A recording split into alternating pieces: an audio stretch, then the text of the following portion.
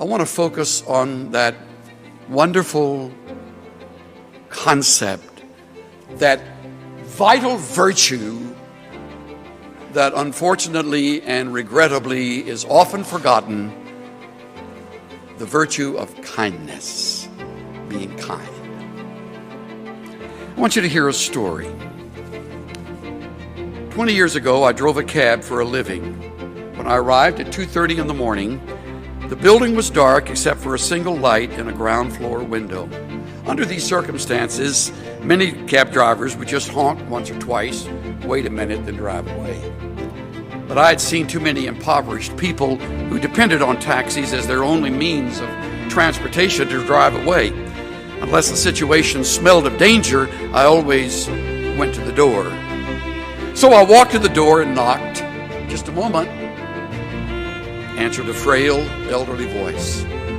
After a long pause, the door opened. A small woman in her 80s stood before me. By her side was a small nylon suitcase. "Would you carry this bag out to the car for me?" she said. I took the suitcase out and returned to assist the woman. She took my arm and walked slowly toward the curb. She kept thanking me for my kindness. It's nothing, I told her. I just try to treat all my passengers the way I would want my mother treated. When we got in the cab, she gave me an address. Then she said, "Oh, by the way, could you drive through downtown? It's not the shortest way." "Oh, I don't mind. I'm in no hurry. I'm on my way to a hospice." I looked in the rearview mirror and her eyes were glistening. I don't have any family left," she said, almost to herself. "The doctor says I don't have very long." I quietly reached over and shut off the meter. "What route would you like me to take?" For the next 2 hours, we drove all around the city. She showed me the building where she had once worked as an elevator operator. We drove through the neighborhood where she and her husband had lived when they were newlyweds. She had me pull up in front of a furniture warehouse that had once been a ballroom where she had gone dancing as a girl.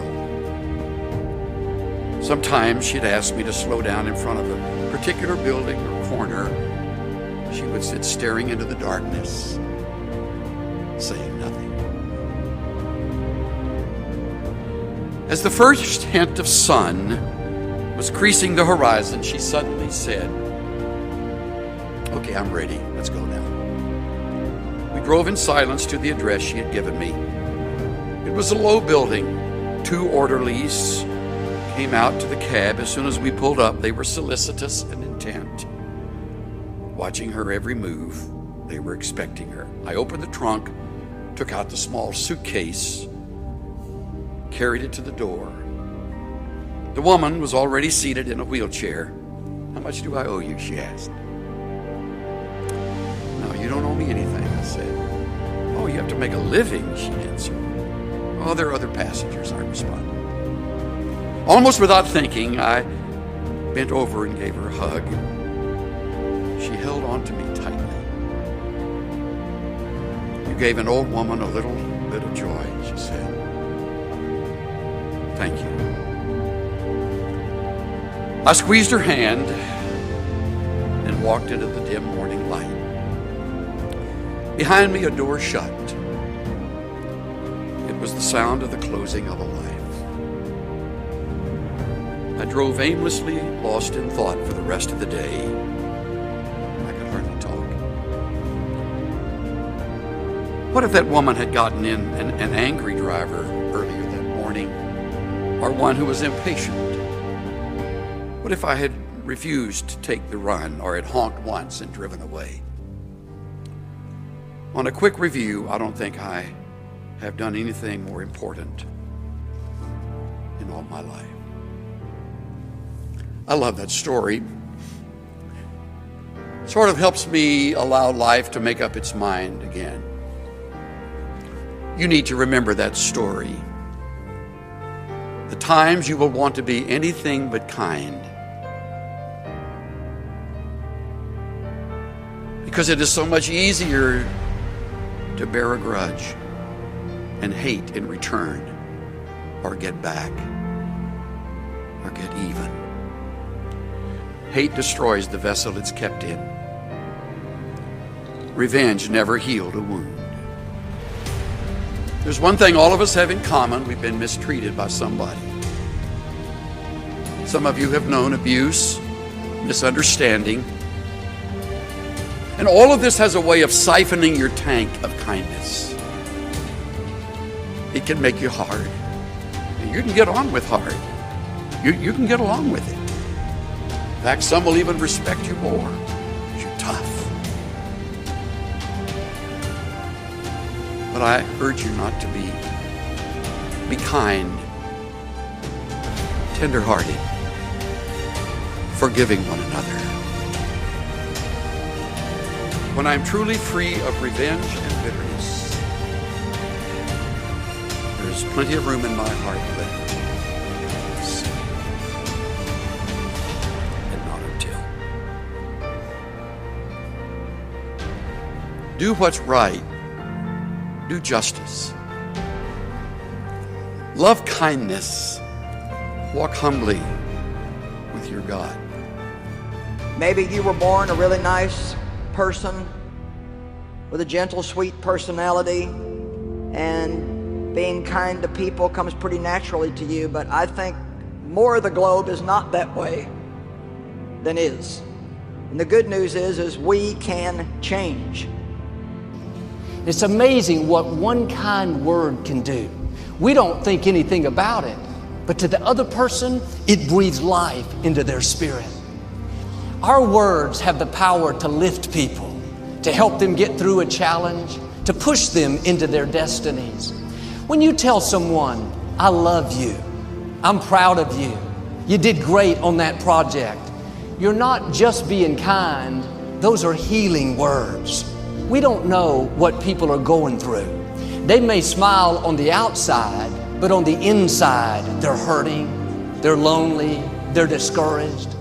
Many people have wounds from the past, wounds from a relationship that didn't work out, wounds from people trying to push them down. Just a simple word of encouragement. "I believe in you. I'm praying for you." A simple compliment. "You look beautiful today." It's no big deal to you, but to them, it's helping heal the wounds. It's lifting their spirits. It's causing them to believe in themselves. Your words can be what keeps them moving forward. And God puts people in our lives on purpose so we can bring healing. Letting people know that you care does more than you imagine. You have the power to put someone on their feet. You have the power to keep them from falling into depression. You have the power to cause them to pursue their dreams. Be free with your compliments. You can think well of your friend all day long, but if you never tell them, they'll never know.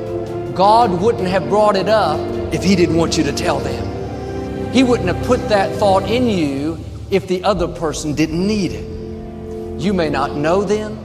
It may not make sense to you, but God knows what He's doing. There's a reason they need your healing. Don't withhold it. Don't try to reason it out.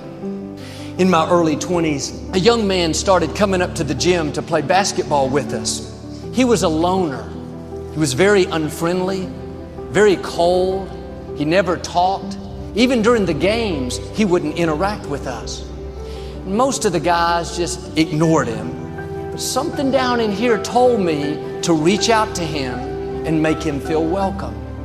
I found out that his name was Bo. When he would come into the gym, I would go over and say, "Hey, Bo, it's great to see you today." He never said anything. He just hit his chest twice and walked away. I didn't know what that meant, but I hit my chest twice and walked away.